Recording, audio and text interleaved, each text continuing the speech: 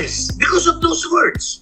Sabi niya, good morning pa. Sabi ko, why? I need to tell you something. Ano sabi niya? Pa, hindi tuloy yung kasal. Itatawagin na isa-isa yung mag-walk dun sa aisle. Tsaka saan uupo si Kuya? Father of the bride. Ang sabi ng coordinator, kayo sir, baka gusto nyo, doon na lang kayo umupo sa tabi ng mga ninong. Tsaka bakit doon mo ko pa uupuin, OG? Ninong ba ako? Nung tumatawid na si Claudia, wala lang. Katayo lang ako, nag-observe na lang ako, tumapat, nakaluha ako. Grabe. It's one of the most painful part ng buhay ko na natas. Malikad ako kasi ayoko makita yung nanay ko. Umiyak ako. Magulgulan nanay ko. Sobra. Sabi ko lang sa kanila, ma'am, ano ba nangyari? Di ba ako po yung father of the bride? Sabi po sa akin, just follow the program that I gave you. So wala po kami Emosyonal na naglahad si Dennis Padilla ng mga naging kaganapan umano sa kasal ng anak niyang si Claudia kay Basti Lorenzo. Doon sa aisle. Tsaka saan uupo si Kuya? Father of the bride. Ang sabi ng coordinator, kayo sir, baka gusto nyo, doon na lang kayo umupo sa tabi ng mga ninong. Tsaka bakit doon mo ko pa uupuin, OG? Ninong ba ako? Tawid na si Claudia, wala lang. Katayo lang ako, nag-observe na lang ako, tumapat, nakaluha ako. Grabe.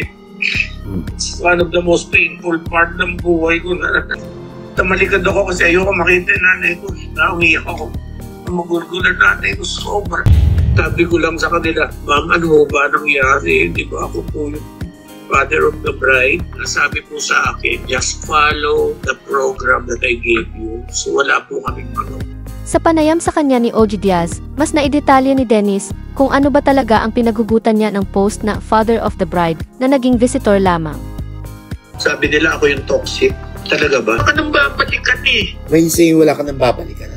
Anong mabalikan mo? Natapos na yung wedding eh. Anong mabalikan ko? Paano ko i-rewind yung moment na yun? There are children that I can concentrate with. Kung hindi na nila ako matatanggap, hindi ko na rin matatanggap that yung treatment na nangyari. Kasi ang feeling ko, dun sa March 18 dinner, kaya akala ko that was a reunion of love eh. Ang feeling ko, the welcome that I had dun sa dinner na yun was so lively and maganda, masarap. And then sabi ni Glawi, I want you to look good. So ang feeling ko, dun sa I want you to look good, Papa, on that day. Kahit ikaw, sabihan ka ng anak mo nun. Anong ibig sabihin nun? You look good as a guest ba? Yun ba? Ito umano ang naging hudyat ni Dennis para tuluyan ng wakasan ang ugnayan sa kanyang mga anak kay Marjorie Barreto. Vlog ka, you have to mention that. Sinabi sa akin ni Dennis, hindi nyo siya makakausap na, hindi nyo na siya makikita. And that is final. Don't dare approach or talk to him or call him. Mapuprostrate lang kayo, paalam na to eh. This is a permanent goodbye. Maybe the last time that you will see me, sa loob na nakabaho ko yun, dahil di na ako makaiwas. Hindi ko naman kayo babandon. Anak ko kayo. Pwede kayo bumisitar.